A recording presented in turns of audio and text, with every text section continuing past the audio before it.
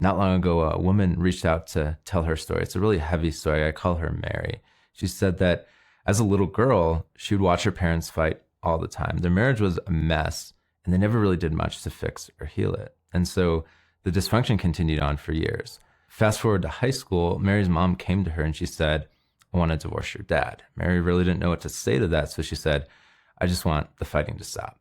Her mom went through with the divorce, and what honestly seemed like a solution to a really bad and messy situation just made things worse for Mary. It just added more pain into her life. Now, up to that point, she didn't really act out. She held her pain inside, but that all changed when she got off to college. She got into the party scene. She started drinking heavily. That led to dating the wrong guys. She ended up marrying one of those guys who was a drug addict and an alcoholic. Now, their marriage was a mess as well. They get pregnant, and because Mary was terrified that her baby would grow up in that hell, she got an abortion. It obviously brought a ton more pain into her life. And after the abortion, she divorced her husband, repeating the cycle started by her parents, which is so common. And once the dust settled, she fell into a deep depression, and she still deals with a lot of this today, a lot of emotional issues to this day. Now, whenever I tell her story, whenever I think of Mary, I can't help but think, what if? What if all of that could have been avoided? What if someone was there to give her the help that she needed? What if someone was there to teach her how to deal with her pain in healthy ways instead of unhealthy ways? What if someone could have gotten her professional help? I can't help but think that her life would not have become the tragedy that it did.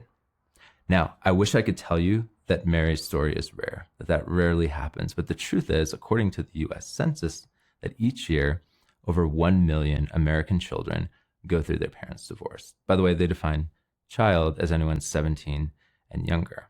And so that means that right now, just in America alone, there's tens of millions of people who come from broken families where the parents are separated, or where the parents are divorced, I should say. That doesn't include situations where the parents are separated or there's just a lot of dysfunction at home, which can have very similar effects. Now, when you hear this, when you hear this huge group of people with a lot of research to validate their experience, the pain and the problems that they go through, you might be tempted to think that there would be a lot of resources to help them.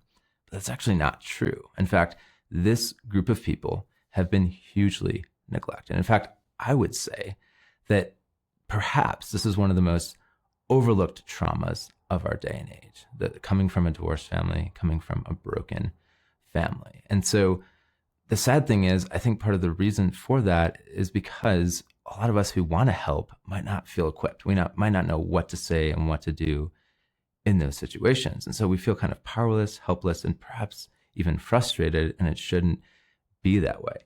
And so in this course, we're going to help you learn how to help them. We're going to give you the tools and tactics that you can use to offer genuine help. We're going to help you understand them on a deep level and understand their experience, the experience that they're going through right now. We're going to help you do and say the right things. We'll help you feel competent and confident in doing those things. We'll offer some resources that you can give to them. And then also, we're going to help you avoid doing and saying things that might actually not be helpful and perhaps even harmful. And finally, we'll help you know your limits, because you can't save them, you can't rescue them. And so in other words, we're going to help you to help them.